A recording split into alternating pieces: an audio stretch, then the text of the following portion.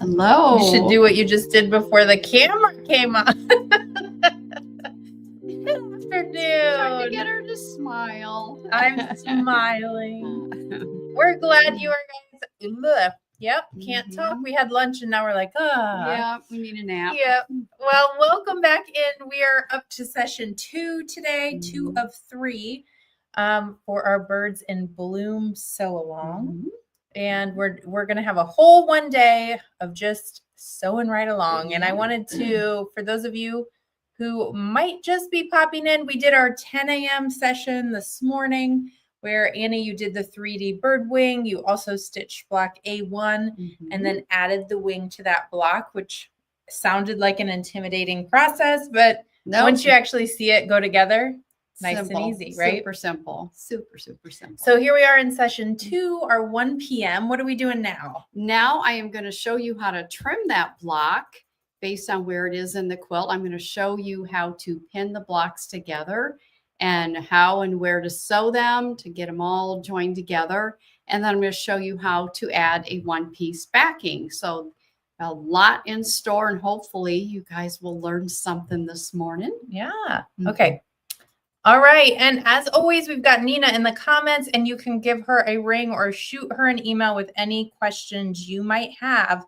And we would absolutely love to see your pictures. So if you are stitching along at all, I know Joni has hers done and ready to go. Terry's waiting for this session, I think. But even if you've just done a block, we'd love to see that posted in there throughout the day as we get stitching along. So, and Joan did such a great job of staging her little quilt. Yeah, she's a good picture taker on top of knowing what she's doing with hoops. That's right. She is. All right. Well, how about you take it away? Okay. You want that camera over there? I think I'm going to start back here. Okay. So I believe that I just wanted to kind of go over how to trim the blocks.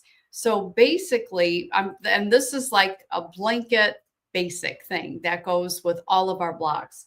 So if you're going to trim your blocks, anything that has another block joined to it, you want to remove the bulk that is in the seam, and that is where you use the metal edge of our trimmer by George, and I'll get to that in a minute. So with that tool, you can remove the bulk from the seams right up to the basting stitch, and you'll do that wherever it is sewn to another block. If it is the edge of your quilt and you're going to add binding to it, then you're going to trim 1/4 of an inch from the basting stitch on the edge of the block because you need to have something to join your binding to. So now I'll take you guys over here to this table. And as you can see here, this is our block from this morning. Haven't even taken it out of the hoop. So I'm going to go ahead and do that right now. It's a cute little bird block. Okay, so now I'm going to talk to you about the Trimmer by George tool. This is a tool this is the one we use to take all the bulk out of the seams. What it has, I'll just show you. The edge of it on one side has a metal edge. The other side is just a regular acrylic ruler. But the side that has the metal edge is the awesome magic of this tool is that it's going to protect the fabric on the front. So if we did not have the Trimmer by George tool, our goal is to remove all the bulk from the seams. So we would be trimming right up to this basting stitch. So if you used a scissors to get as close as you could, you would probably end up slicing into the fabric on the front. And the same goes for if you were to use just a regular acrylic ruler and a rotary cutter, your chances of slicing into the fabric that you need to sew to the other block is pretty stinking high. So let me tell you about our Trimmer by George tool. What it does is that you take that metal edge and you slide it between the battleizer and the fabric that's on the front. You just shimmy it in there and lay it down flat and give a gentle tug, and you make sure there's no fabric peeking, and then you use your rotary cutter to trim that bulk away, that extra battleizer. And you do have to use a 60 millimeter rotary cutter, And that's because of the metal edge, it does raise your ruler up a little bit. So you need that extra. The 45 won't work. You will have to use a 60. So since ours is just a little mini wall hanging, and we are going to be putting it together with these 3 blocks like so, from what I said just a moment ago is that any block that is joined to another block, you're going to trim using the trimmer by George, just like that. Any block that is on the edge or where there's going to be binding, you're going to leave it, the battleizer in there, and you're going to trim it 1/4 of an inch from the basting stitch to leave that in there. So these two are going to be, this one side of the block will be joined to the block above and below it. This side is binding. And just in case I just confused the living daylights out of anyone, when you do your blocks, it at the very end, when you get your block done, it shows you exactly how to trim it. This says the sides of the block marked in red, trim 1/4 of an inch from the basting stitch through all layers. This is the side your binding will be sewn to.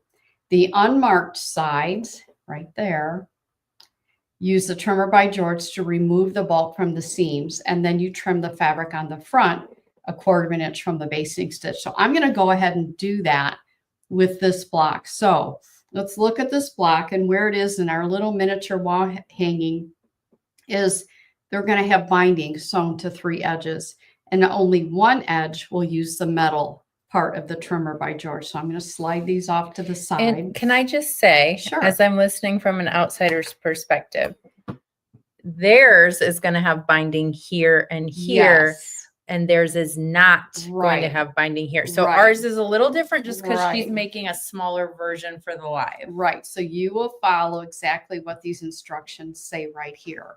So this is our block A1. If this was being put into your 3 block wall hanging, you would trim these 2 sides 1/4 of an inch from the basting stitch through all the layers, because that's your binding. And the other 2 sides will be sewn to the other blocks. So those are the sides you use the metal edge of the trimmer by George on. So again, I'm going to start off, and I will tell you that typically what I do is I will usually trim the side first that is going to have binding sewed to it, because I'm so quick to just grab it and use that metal edge part. So I usually do the binding side first. So again, it would be these 2 sides if you're putting it in your quilt. But since we have a slightly different layout just for the sew along, I'm going to be trimming 3 sides using just the ruler part of it. So you will find your basting stitch, and you'll align your basting stitch with the 1/4 inch mark on your cute little block.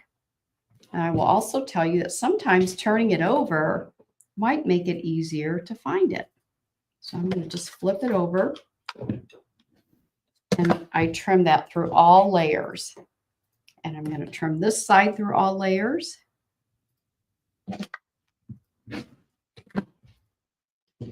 And this side through all layers. And again, this is because our little mini wall hanging is going to have binding on 3 sides. Now, this is the side that will be joined to a block below it. So this is the one where we need to remove the bulk of that battleizer so it's not in the seam. So I'm going to rotate it. I'm going to take the metal edge of my trimmer by George, and I'm going to shimmy that in there. Give a very gentle tug. Make sure there's no fabric peeking out. And that metal edge is protecting the fabric that's inside there. And then I can use my 60mm rotary cutter to cut that away. You can see how now the bulk is missing from the seam, which makes it much easier and lays nicer when you sew it all together. And then your final step would be to trim that 1/4 of an inch. Very bright lights in here. I'm going to turn it over because you can see it better sometimes. And trim that 1/4 of an inch from the basting stitch. So there it is. It is all trimmed up.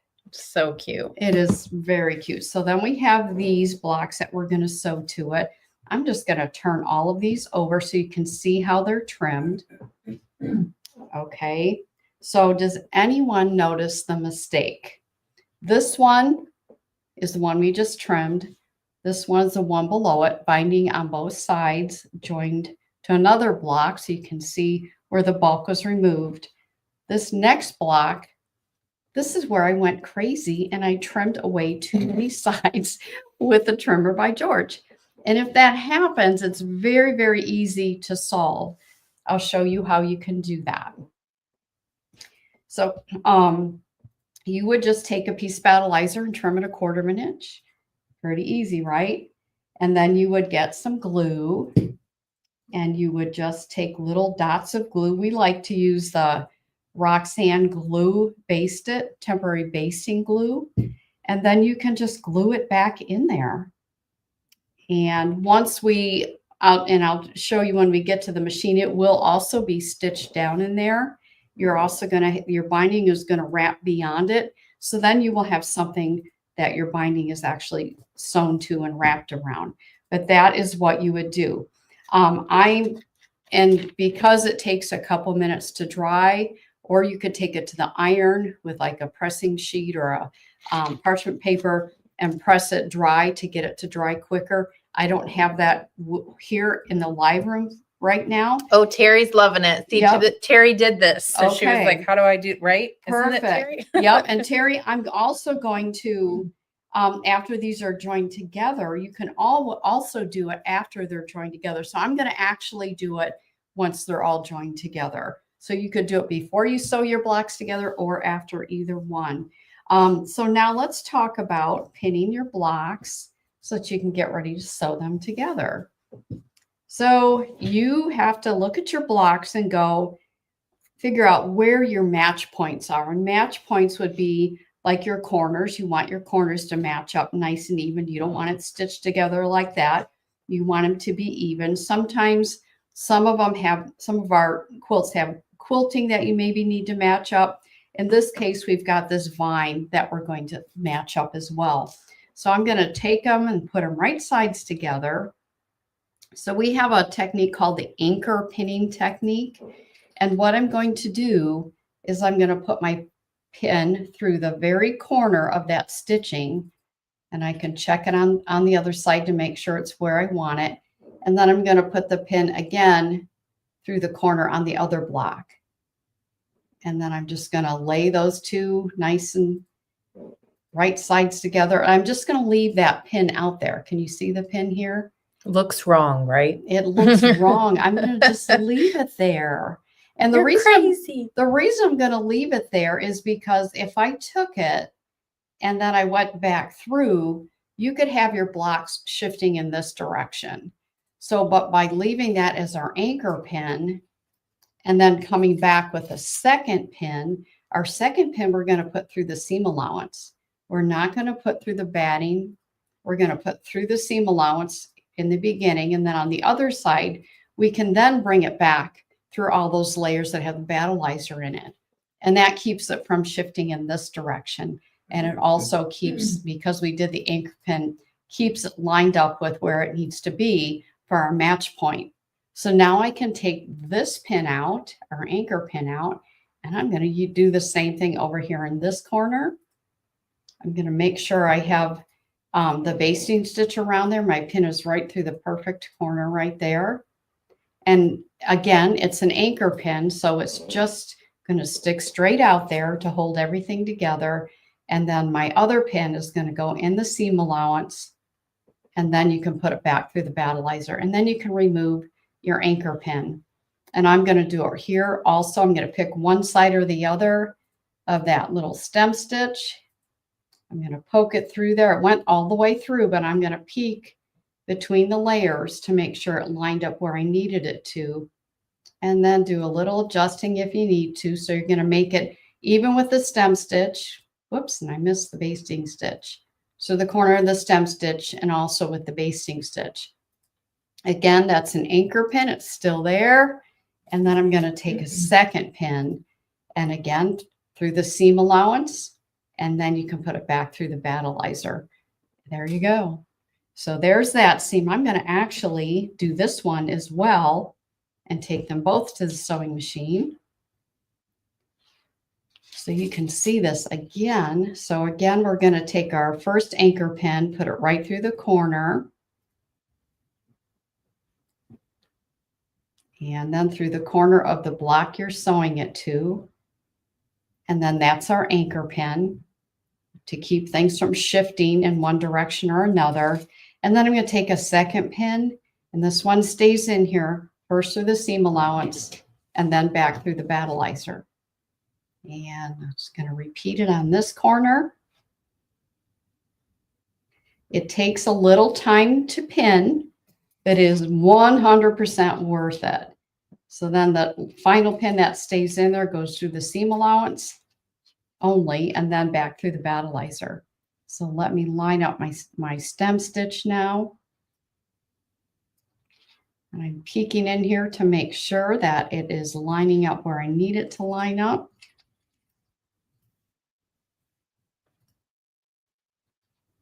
Okay, and then I'm going to put my final pin that will stay in there through the seam allowance and then back through the battleizer. So I am all ready to go. I have a blue thread in the needle and in the bobbin, and I'm going to go and sew these two seams.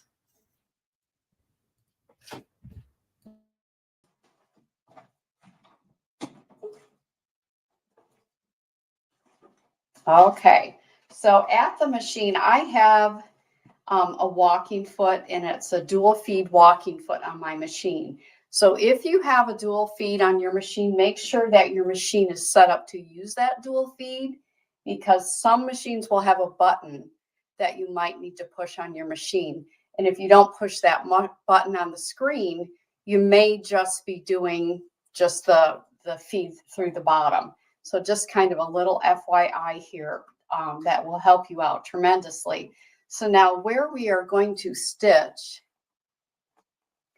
get you better light here. The place where you're going to stitch is right on top the basting stitch. Okay, so your seam will be right on top there. And there'll be just a microscopic bit of battleizer that will be in the seam, but you're going to stitch right on top of that. So I have my blue thread matching in the needle and bobbin. And I like to start in about 1/4 of an inch, almost like where that basting stitch is. And then I like to do a back stitch. And that helps me know that I have lined up right on that stitching where I need to be. And then I'm just going to sew across there, always removing my pins as I go. And then I get to the end and I do a little back stitch at the end as well. So there's our first seam. And there's our seam on the front. So let's do this one as well. And again, I'm going to start in a little bit and back stitch and then go forward, removing my pins as I go. And then a little back stitch at the end. All right, I'm coming back over to you, Aubrey.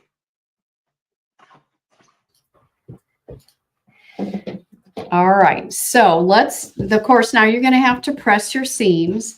And if you did not use wool, you can just take your iron. I knew I saw a thread in there. You can just take your iron and press to one side. But if you have wool in there, if you did that while you had wool inside your block, it would flatten your wool, kind of defeating the purpose of using it in the first place, which is for that extra dimension.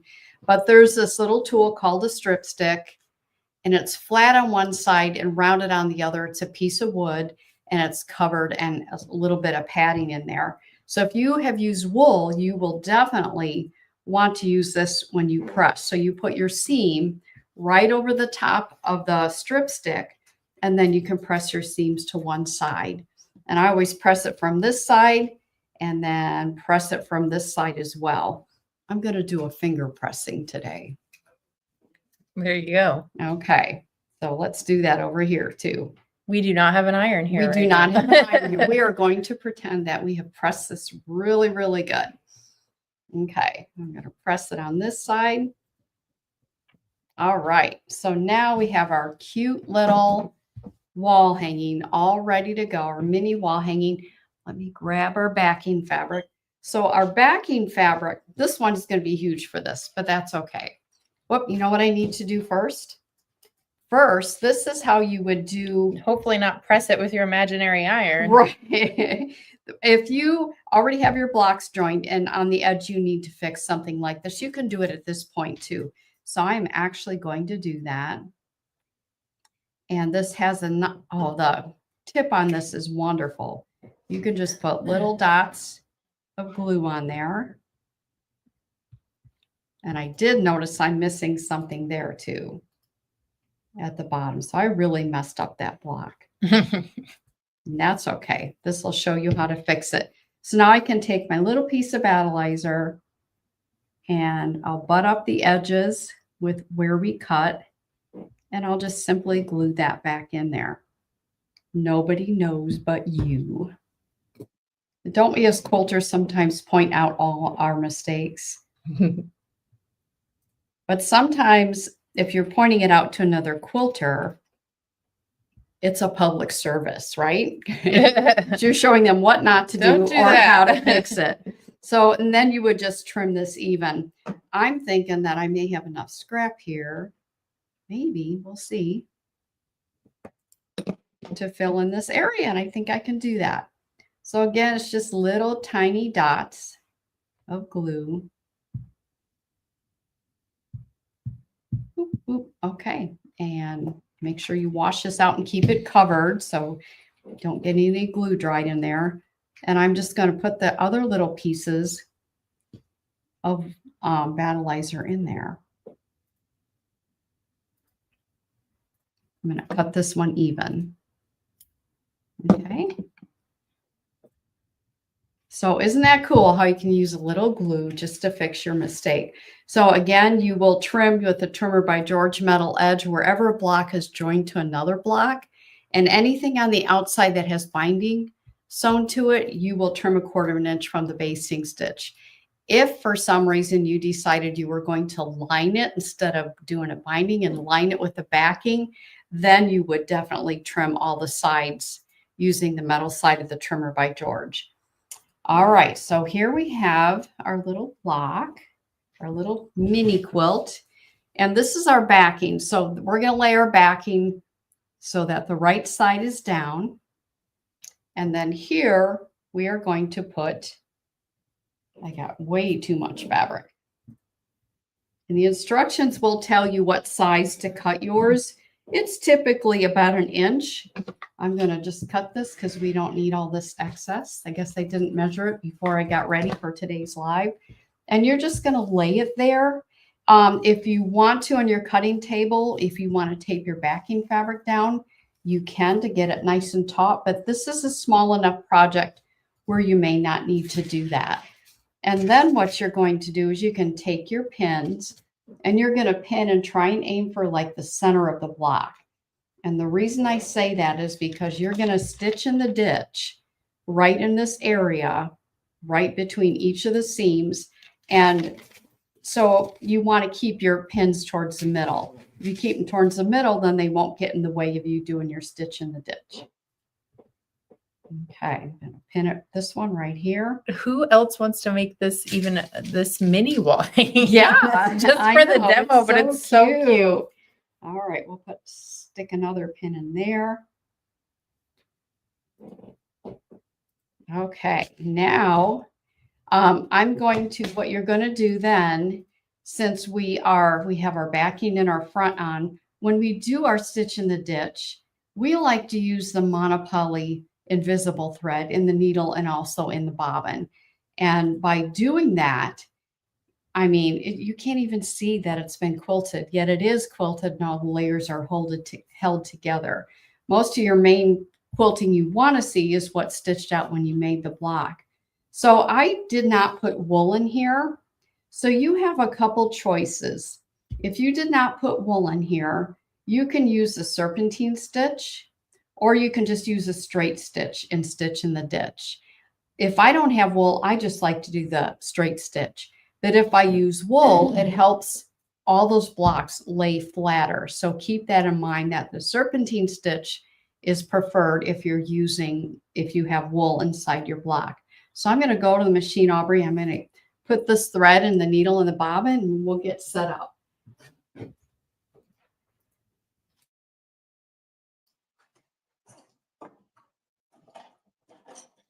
Were there any questions that popped up?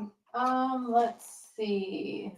Are these 5-inch blocks you're doing? No, they are not. It's just one size in this design. Just one size. You need at least a 7-inch minimum sewing field. Yes, what we've stitched out and what we're using in our sample is the border of the quilt. Yep.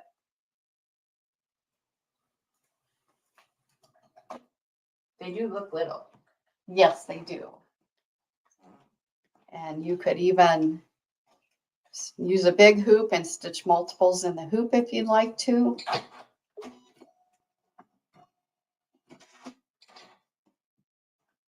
All right. Let me bring my bobbin thread to the top.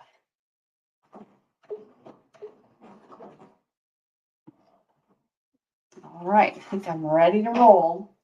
Okay, so I have chosen just the default stitch length of my straight stitch, and I'm going to sew just with the straight stitch. And since I have the dual feed walking foot, I also have selected that so the machine knows that I need that feed from the top and the bottom. If you don't have that, a dual feed, just a regular walking foot is fine as well. So I'm just going to stitch through here, right inside. There, that's it. I'll do a little back stitch.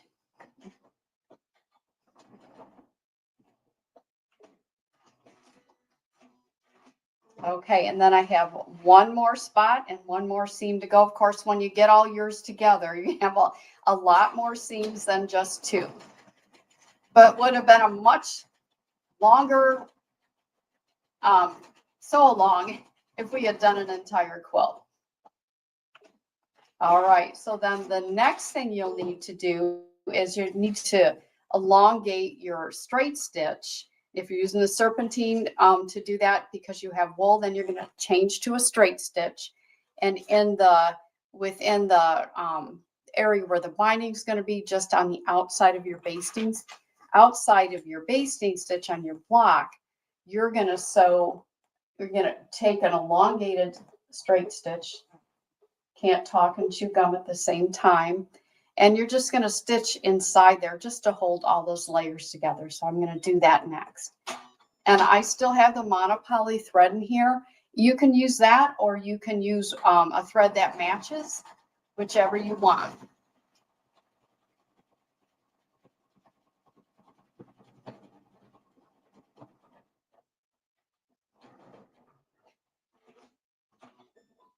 And I like to do the needle down when I get to the corner. That way I can just pick up the foot and turn it.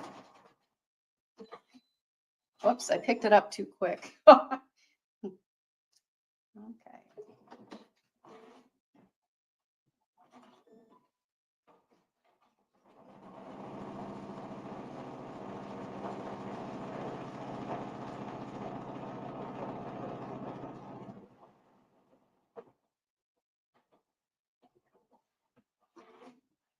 All right, almost made my way around.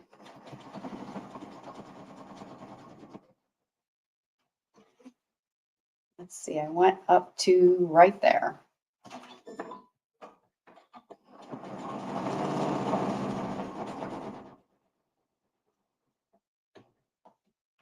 All right. So let's go back over here.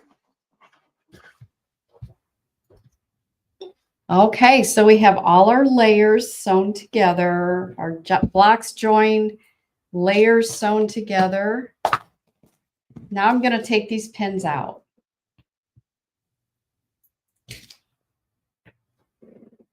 And the next step you're going to do is trying to reach a ruler. Is you can grab your quilting ruler, or you can still use the trimmer by George if you want. And you're going to cut the backing fabric right up to the edge of your blocks. So let me align that.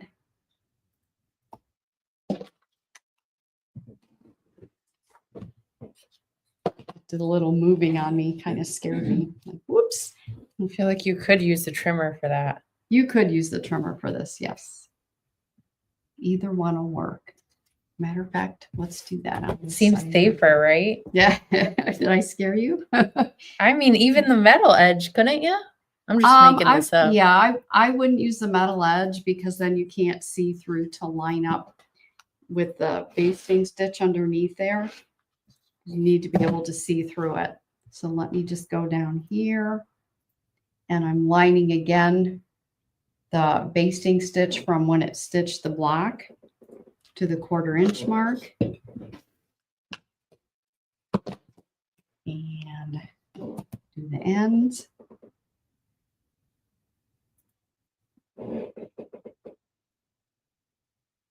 Trying to find it because I don't want to get confused with the monopoly stitching that I just did. One more.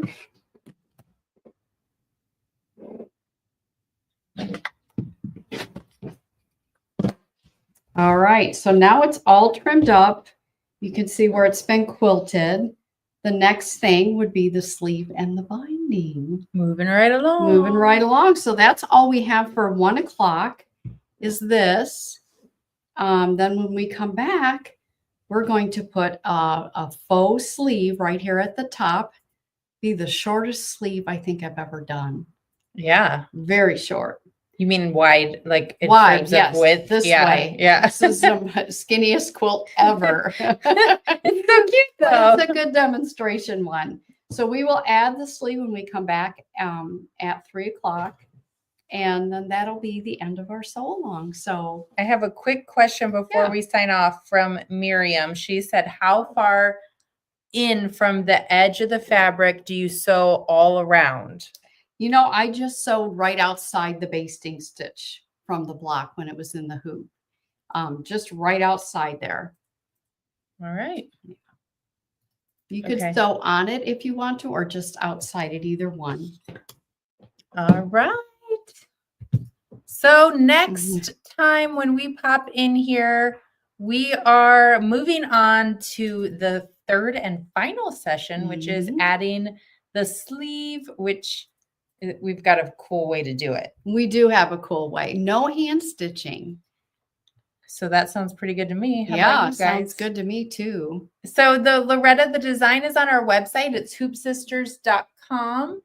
And you can look up Birds in Bloom in there. And thank you. Nita just dropped the order link. I wasn't sure if she was, the comments are kind of delayed. So I wasn't sure if it was going to get in there before we signed off. Okay. All right, everyone. Well, we will see you back here at 3 p.m. for our final session. Don't forget to post your pictures in our VIP group. And we'll see you soon. All right. See you at 3. Bye. Bye.